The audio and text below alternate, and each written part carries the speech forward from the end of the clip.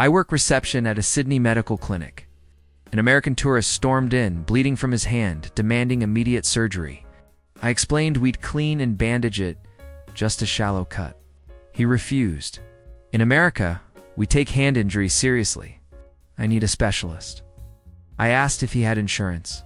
He said his American plan covered international emergencies. I explained that wouldn't work here. He insisted on seeing the doctor anyway. The doctor examined it. 15 seconds. You're fine, mate. Bit of antiseptic? You'll live. The American demanded a second opinion. The doctor pointed at the nurse. She agrees. Now off you go. He was charged $80. He tried to negotiate. This would be free in America with my insurance. The doctor laughed. Then go back to America. He paid with a crumpled $100 note. Muttering about third world? Healthcare. He left a Google review saying Australian doctors don't care about patient safety. If you're already noticing the pattern, here's the gap between what people think Australia is and what it actually feels like on the ground. This is the level of cultural clarity I break down every week. If that distinction matters to you, you'll want to subscribe now so you don't miss the next one. Last month, an American couple asked me if our kangaroos were safe to pet in the wild. I said no. The woman nodded knowingly. That's what they want you to think. We saw a video on Facebook. They were planning a road trip to find friendly kangaroos. I wished them luck. They'd need it now. Let me tell you about the Americans who thought Australian chill was a customer service failure. A woman from Texas walked into our Brisbane cafe and asked for the Wi-Fi password. I said it was on the wall. She looked around, confused. Where's the sign? I pointed at the chalkboard. Password. Nowaries.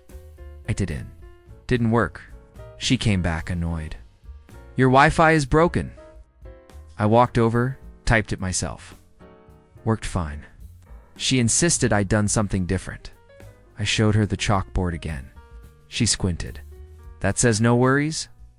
The password is what? I stared at her. The password is Nerese. One word. She looked genuinely betrayed. That's not a password. That's just what Australians say. I told her that's why it's the password. She demanded I change it to something normal. I asked what she meant. Like password 123 or your cafe name? I explained we'd had the same password for 3 years. She said that was lazy branding. She tried to explain marketing strategy to me. I was the owner. She didn't ask. She left a TripAdvisor review. Cute cafe.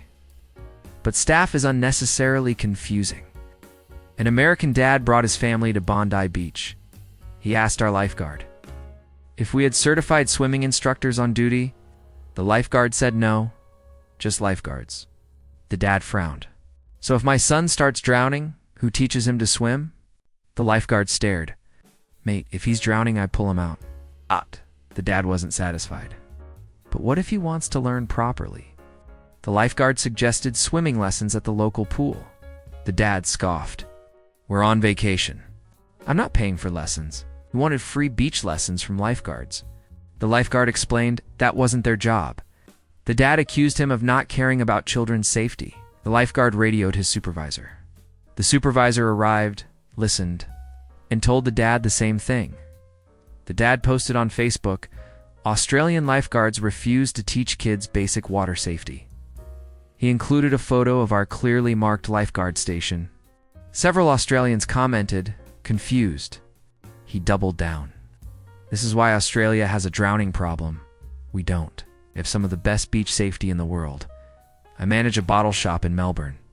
An American man asked where our drink consultants were. I said we didn't have those.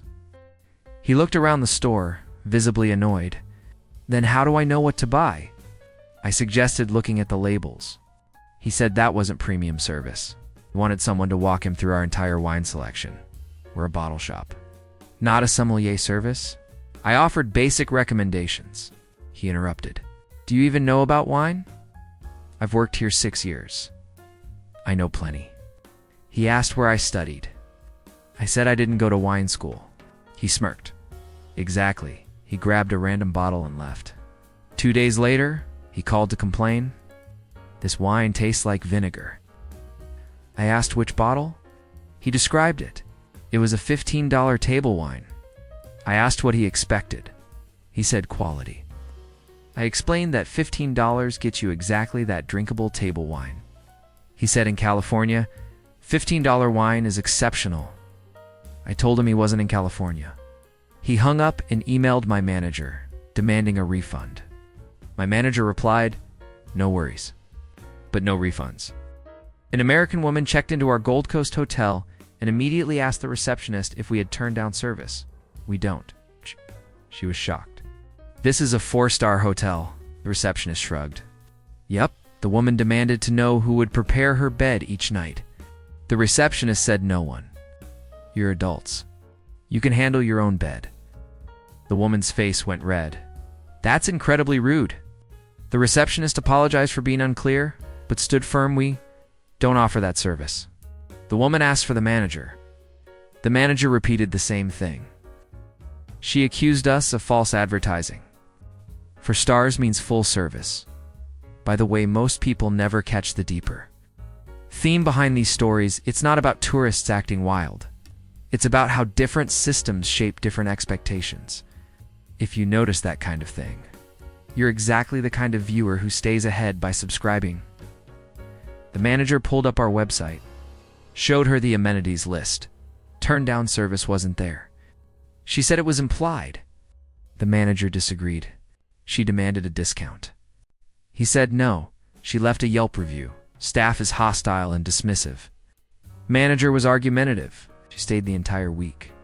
Never mentioned it again in person. Just passive-aggressive emails to corporate. Corporate backed us. She called Australian hospitality uncivilized. I work at a Darwin pharmacy. An American man asked if we had Tylenol. I said no, but we have paracetamol, same thing. He insisted it wasn't. Tylenol is a brand. It's different. I explained they're chemically identical. He didn't believe me. If they were the same, they'd have the same name. I showed him the active ingredient label. He squinted at it, suspicious. "This looks like a generic." I confirmed it was. He asked for the real version. I repeated, "Paracetamol is the real version. Tylenol is just a brand name for paracetamol." He accused me of lying to make a sale. I wasn't even trying to sell him anything. I was explaining basic chemistry. He demanded to speak to the pharmacist. The pharmacist told him the exact same thing. He left without buying anything. He returned an hour later with his phone, showing a Google search. "See, Tylenol and paracetamol are listed separately." I looked closer. One was acetaminophen, one was paracetamol. I explained those are also the some. Acetaminophen is the American name. Paracetamol is what the rest of the world calls it. He stared at me like I'd confessed to fraud. He bought ibuprofen instead. An American couple ate at our Perth Steakhouse.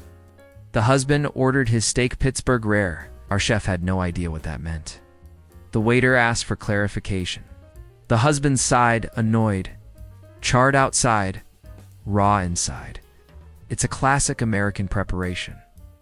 The chef said he could do that, but warned it might not be great. The husband insisted the steak came out exactly as requested. The husband took one bite and called the waiter over. "This is raw," the waiter reminded him. "That's what he ordered." The husband clarified, "I wanted it cooked Pittsburgh rare, not raw Pittsburgh rare." The waiter was baffled. The wife jumped in. "He means seared properly, but still red inside." The waiter said, "That's what they did." The husband disagreed. "The char isn't right." The chef came out, asked what was wrong. The husband explained his issue. The chef offered to refire it. The husband declined, saying it was too late now.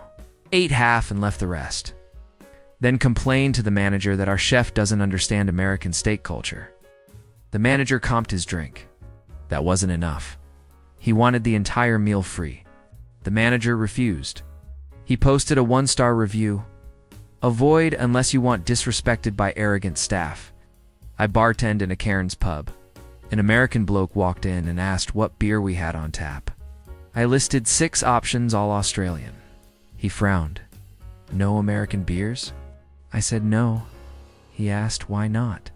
I told him we're in Australia. He nodded slowly. like I'd missed the point. Right, but you serve Americans here. I said, sure, sometimes. He leaned in. Then you should carry American products. I explained we stock local beers because they're popular and fresh. He wasn't having it. Budweiser is the most popular beer in the world. You're losing money. I told him Budweiser isn't that popular here. He scoffed. That's because you don't stock it. Classic supply and demand. I suggested he try one of ours. He refused. I only drink American beer. It's better quality. I asked if he'd ever tried Australian beer. He said no. I offered him a free sample. He declined. I know what I like. He ordered a rum and coke instead. Drank it quickly. Then asked again if we'd reconsider stocking Budweiser.